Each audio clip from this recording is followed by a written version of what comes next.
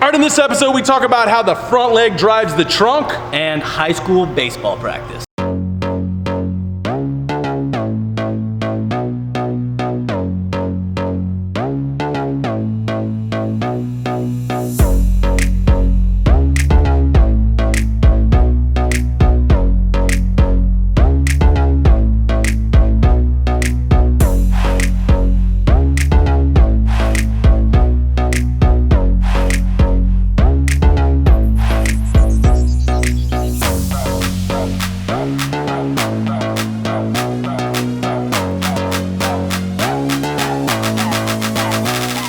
All right, Brent Porcy, Stephen Godani here at the @TopVelocity hashtag Pitch Tips show, where you go to Twitter, Facebook, Instagram, Snapchat, at @TopVelocity hashtag Pitch Tips. Ask your question.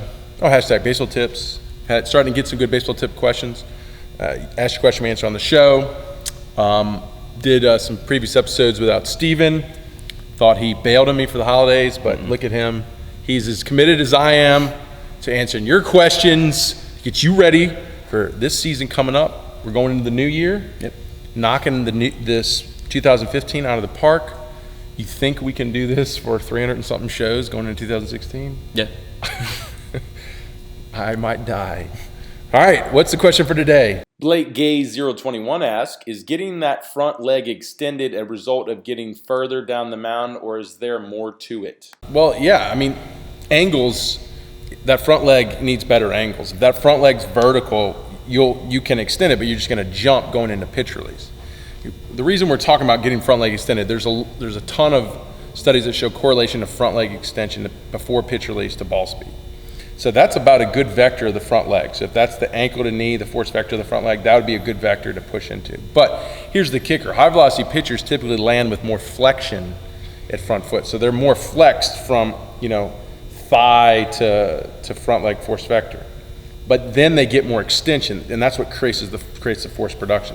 So you wouldn't want to land like a cricket bowler, locked out at front foot, be bad on your back, and you really wouldn't be able to amplify force production. And if you watch the Top Velocity Baseball Science Series 2, Episode 2, you can see the force vector, or the force readings coming out of the front leg, or drive leg, and front leg.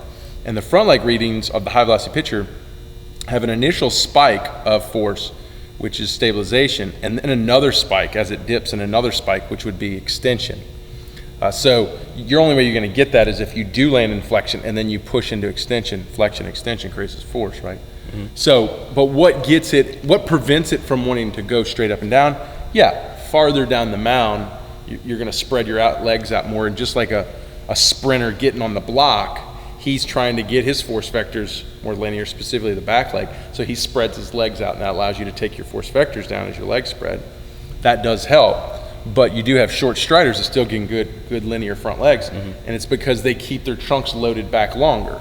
And think of it like a hitter. A lot of hitting coaches say, hit behind your front leg. You don't want to get over your front leg because it has the same ability to transfer those forces, generate those forces and transfer those forces. So, you could still cruise and get far down the mound and get a good opportunity to get your vectors down, but if you're transferring your energy too early, your leg's gonna land in flexion and stay vertical. So you really have to learn how to separate, keep your chin behind your belt buckle longer as you move down the mound, and that'll keep that leg in front of you. And basically, just like hitting, you're gonna pitch behind your front leg. Anything you want to add to that? Yeah, I think a lot of it, you see like with a lot of guys coming in who are low velocity pitchers, they don't really have like comprehension of how the front leg is supposed to work, or how the back leg influences the front leg. They'll think like, I need to get farther down the mound, so they're trying to increase their stride, but they're not increasing their stride the right way. And the way you have to do that is through the back leg drive, powering you down the mound, not just kicking your front leg out and not really having any power behind it. So the back leg drive powering you down the mound into front foot strike is going to increase your stride, and if you're getting a good low center of gravity, should get you out more to where you can get that better angle of the front leg. But then I think that's when power really comes into it. You have to have a lot of power to be able to stabilize the energy that you're pushing into the front leg, because that's what in the Science Series episode 2 talking about, up to 250% times your body 2.5 times your body weight, right? Into the Well, front leg. we didn't actually cover that study, but there's a study that shows that as high as 250% of your body weight. Exactly. So you need a lot of power, not only to be able to stabilize that really quickly, and that takes a lot of power, which just a lot of low velocity pitchers don't have, and it's a difficult thing to do. But once you really master the back leg drive and then front leg stabilization and separating that, you're really close to having some good ball velocity. Yeah, but I tell guys too, what puts the front leg in that great position, like I was saying, is keeping the chin back behind the hips and leading with the hip. Because when you push your hips up, your leg wants to push out. When you keep your head out and you push your hips back, your leg wants to tuck, and that can make it go vertical. So two things, you're looking at loading and getting down the mound, forward and down the mound, and you're looking at keeping the trunk or keeping the hips in front to keep the leg out in that good front linear position. All right, next question. Min1004 asks, thanks for very helpful information. Brent, what do you think about the average hours of practice do baseball players and high school leaguers practice every day? I think high school, good question. High school is better environment to practice. College, a little bit less. Pro, pretty much no practice at all. That's one thing I hate about pro baseball. I mean, it's fun to play every day, but it stinks because you don't really have much time for development. And if you look at the professional level, it's the only sport that plays more than it practices, and that's unfortunate, and that's why we have more probably wear and tear injuries than any other sport. So, I mean, what's the basics of the question is? He's just asking what's the average hours of practice that baseball players or high school players do, like. I guess the average hours, what's practice, 2-3 hours? Okay, is that what he's asking? So they're 2-3 hours. Is he saying should there be more? I'm like, I guess he's just asking your opinion. Like, is it enough? Yeah, they're doing. Well, okay. I mean, if I'm in a 2 to 3 hour practice in high school, what's my coach doing? Probably hitting a lot of infield fungos. In and outs, yeah, and doing a lot of some batting practice if you're lucky. Maybe put you in PFPs, drill stations, and then whatever he does for conditioning, maybe a simulated game, So to me, you're not getting a lot of skill work, unfortunately. Maybe in those drills, but unfortunately too, that's why a lot of high school coaches don't have this kind of information or go out and learn this kind of information, because they spend more time in team management, managing the team, more of the collective training of baseball, not like the individual training. So that's why you really probably more than likely all of us need a private coach or a private approach like we have here Top Velocity, because you're not getting enough of that to help optimize your potential. You're getting good at working together with others, you're just not getting good individually. So you would need, if your practice was 2 to 3 hours a day, going through a lot of team training, you would need another 2 to 3 hour days going through individual training. Guys were like, well, how do you find that in high school? I understand that's hard, but after practice, go home, do your homework, whatever, and get whatever you can in at that point. I've even seen, and you know what, my buddy was an Olympic swimmer. He'd get up at 5 in the morning and do his work. I hate cutting off sleep because we need sleep so badly, but if you had to, you could do that. I would just say after practice, stay longer, do work there, go home, homework, eat, and then go do more work and go to bed. I mean, if this is your life and you want to be good at it, and I'll tell you right now, high school's fun, college is even more fun, talking about baseball, and then professional is every man's dream. It's every kid's dream. Or my favorite saying, it's every boy's dream to be a Major League Baseball player, but it's every man's dream or man's nightmare to train for it. That's Nolan Ryan. So that's not going to be enough. In any practice even if you're practicing pro ball, which is very little, it's of little work for the individual. It's all team training, and that's not enough to optimize your potential and get you to stand out and play at the next level. If you just follow the herds, you are going to be in that majority of those that are at that average level, because that's what creates averages. Most people are there.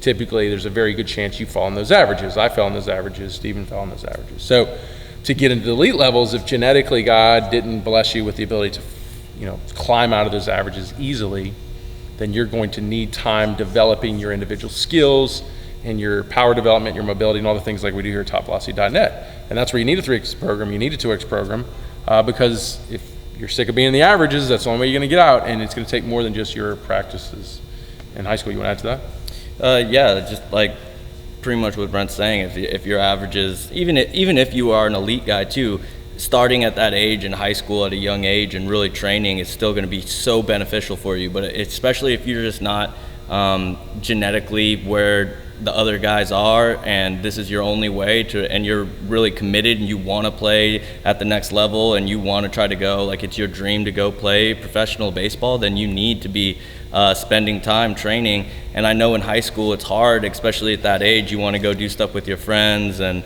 even in college, like it doesn't get easier. Like you have a life, like you want to be able to have your social life and stuff, and I completely get that. But I just find that like it's so impressive to me. We have a guy here, Anton, who watches the show all the time. How impressive, how committed he is. Coming in, never really misses his workouts. I don't think I've seen him miss his workout yet. Comes in high school, young kid. I think he's 14, and just works his butt off. And he's had great improvements. And I think if he keeps that up for a long period of time, he's going to get really good results by the time he starts getting into his junior, senior year, heading into college. I think that's going to be awesome for him, and I would like to see that kind of become a thing with just all baseball, where it's like, okay, like we've accepted that this is the type of training that we need to be doing, and we need to start it in freshman year of high school all the way through and then into college. And it's a shame that just more kids haven't opened up to that yet, but I think it's coming. Yeah, Anton, pretty cool, man. Calling him out. Yeah, I think you're right. Anton's in here all the time. Yeah. Great kid. Yeah, and I think because baseball, because we play so much more than other sports, it's so time consuming just on that end. Baseball was just like, well, when I play football, practice and playing, and that's the same amount of time when I go play baseball and we just play. So it's like, I'm gonna dedicate myself just to play because it's so time consuming. But, if you want to be great at it, then it's going to be harder than football because you're going to have to develop yourself like you do in football, but you're going to be playing so much more, or you're going to be on that field or in that uniform so much more. So really, to me, baseball is a bigger commitment than a sport like football, because football is playing so little, developing so much, and we want to be just as athletic, just as explosive, just as elite as them. So we're going to have to be developing like them and then playing so much more. So this is should be such a higher level of commitment to be a baseball player. And unfortunately, it seems like because we don't do a lot of development, it's been just kind of a finesse game, up to like 20 years ago, that people think we're still there, that they don't want to develop themselves, and they just want to enjoy the everyday playing, and kind of acting like it's just recreational golf. But still, you look at golf has changed that. Guys have developed. They really work hard in developing themselves because guys don't want to be mediocre. And you look at the success of Tiger Woods and his career and how he came up at such a young age, and his father helped develop him very young, and became a lifter and a full, well-rounded athlete, and became an athlete in golf, and it really kind of changed the culture. And I think that's happening with baseball. But like you said, you look at how much golf plays, and then you look how much baseball plays. It's a high level of commitment, guys. You're in the wrong sport now if you're choosing baseball. I feel like guys in the past choose baseball because it wasn't a high level of commitment. It was just kind of recreational. You're just sitting on a bench and watching the game, or you're playing. Mm-hmm. No, it's become now a very high level of commitment compared to other sports, specifically like football. And so, I think that's what you need to really accept and make the decision. Do I want to play baseball, or do I want to be good at baseball, or do I want to be average at baseball? And if you want to be good, it's going to take that high level of commitment. Yeah.